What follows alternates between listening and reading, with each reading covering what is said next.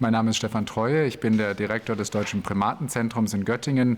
Das ist eine der Einrichtungen der Leibniz-Gemeinschaft und ich bin außerdem in der Leibniz-Gemeinschaft der Präsidiumsbeauftragte für Tierschutz.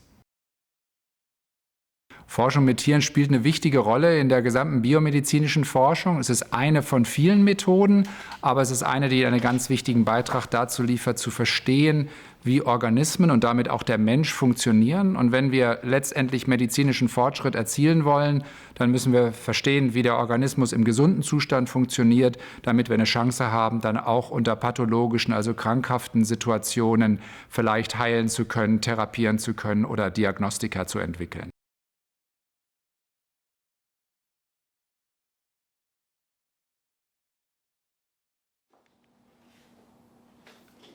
Die Tierversuche sind ja klar reglementiert. Es gibt ein ethisches Thema hier. Wir nutzen Tiere zum Wohle des Menschen und zum Fortschritt in der Wissenschaft.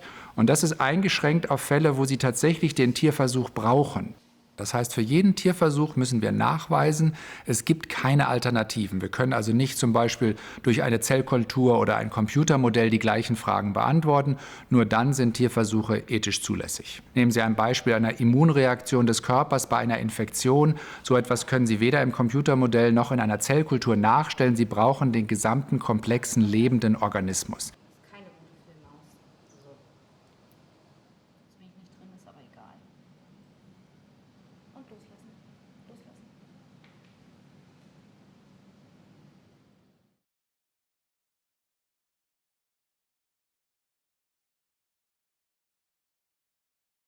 Also jeder Tierversuch ist ja Ausdruck eines ethischen Dilemmas. Sie haben einerseits den Wunsch, Tiere zu schützen und nicht unnötig leiden zu lassen. Sie haben auf der anderen Seite aber auch Patienten, Erkrankungen, Leiden, das beim Menschen auftreten kann, das sie lindern wollen. Und diese beiden Pole wollen Sie bestmöglich miteinander verbinden. Das heißt, wir versuchen bei geringstmöglichem Einsatz, bei geringstmöglichen Leiden von Tieren den größtmöglichen wissenschaftlichen und klinischen Nutzen zu erreichen. Und das spiegelt sich im Tierschutzgesetz wider. Deswegen haben Industrienationen Gesetze entwickelt. Europaweit gibt es jetzt ein einheitliches Tierschutzgesetz, das regelt, unter welchen Bedingungen Tierversuche zulässig sind. Und darunter operieren wir natürlich auch in Deutschland. Das heißt, Sie können als Wissenschaftlerin oder Wissenschaftler nicht einfach hingehen und sagen, ich möchte heute einen Tierversuch durchführen, sondern Sie müssen einen ganzen Prozess durchlaufen, wo dieser Tierversuch begutachtet wird, bevor Sie ihn überhaupt durchführen dürfen, wo er ständig begleitet wird, wenn er dann durchgeführt wird, um sicherzustellen, dass er den höchsten Standards entspricht. Und die zentrale Rolle in diesem ganzen Geschehen spielen natürlich die Forscherinnen und Forscher selber. Denn sie sind diejenigen, die die Versuche durchführen und sie haben die größte ethische Herausforderung, mit der sie sich auseinandersetzen müssen. Ein ethischer Kerngedanke, der sich auch niederschlägt in der europäischen Tierschutzrichtlinie, ist das sogenannte 3R-Prinzip. 3R steht für Reduce, Refine, Replace, also der Versuch, schon den Tierversuch zu optimieren, ihn zu reduzieren und ihn letztendlich auch zu ersetzen. Und das ist das, wohin auch die tierversuchsbasierte Forschung geht. Das heißt, wenn ein Tierversuch durchgeführt werden muss, dann bitte so wenig wie möglich, unter optimalen methodischen Ansätzen. Und wenn sich im Laufe der Zeit neue Methoden entwickeln, dann können wir ihn vielleicht sogar ersetzen. Und wenn diese 3R-Regel quasi eingehalten wird, dann haben wir allgemein üblicherweise die besten Bedingungen für Tierversuche. Horizontale Schicht machen.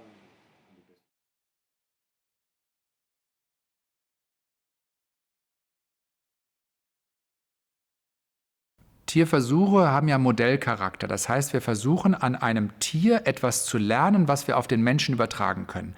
Wenn das ganz grundsätzliche Fragestellungen sind, dann können wir das auch an einfachen Tieren machen, also zum Beispiel an einer Fruchtfliege oder einer Maus.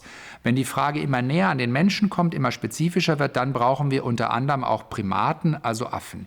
Aber der Großteil von Tierversuchen wird mit Nagetieren gemacht, genau aus dem Grund, dass es hier ethisch vertretbarer ist, dass wir Versuche hier machen, die von so grundsätzlichem Charakter sind, dass sie selbst von der Maus bis auf den Menschen übertragbar sind. Entsprechend sind über 80% aller Tierversuchstiere sind Nagetiere und nur ein ganz kleiner Anteil, sozusagen die Spitze des Eisbergs, sind dann Affen, also Primaten. Um das in Zahlen auszudrücken, etwa jedes 2000. Versuchstier ist ein Affe. Die anderen 1999 Tiere sind im Wesentlichen Nagetiere und einige andere Tierarten.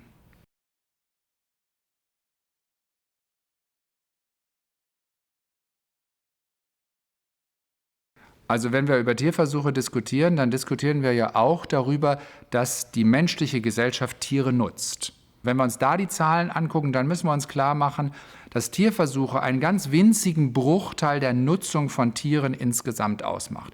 Manchmal ist es keine Nutzung, sondern sind es Zufälligkeiten oder Unfälle. Tiere werden im Straßenverkehr getötet, wir töten Tiere in der Schädlingsbekämpfung, aber wir töten sie eben auch für den eigenen Konsum und für den medizinischen und wissenschaftlichen Fortschritt. Wenn man das versucht, auf das Leben eines Menschen umzurechnen, dann kann man Pi mal Daumen sagen, dass in der deutschen Gesellschaft über das Leben eines Menschen etwa 1000 Tiere gegessen werden und etwa 2 Tiere, und das sind statistisch gesehen 2 Mäuse, genutzt werden für den medizinischen Fortschritt. Das sind die Größenverhältnisse.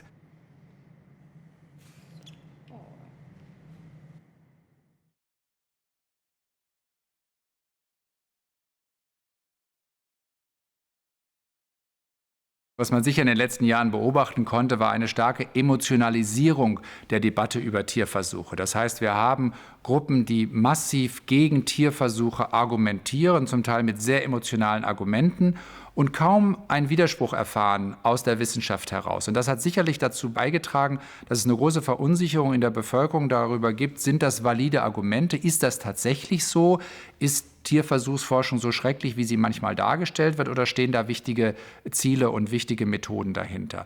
Und da muss man, glaube ich, auch die Wissenschaft ein bisschen in die Schuld nehmen und sagen, die Wissenschaft hat es verpasst, über die letzten Jahrzehnte hinweg sich einzubringen in diese Diskussion. Ich sehe uns da selber in der Verantwortung, darüber zu sprechen, Laborführungen, Institutsführungen anzubieten, mit der Öffentlichkeit und mit der Politik darüber zu diskutieren, warum Tierversuche unerlässlich und ethisch vertretbar sind.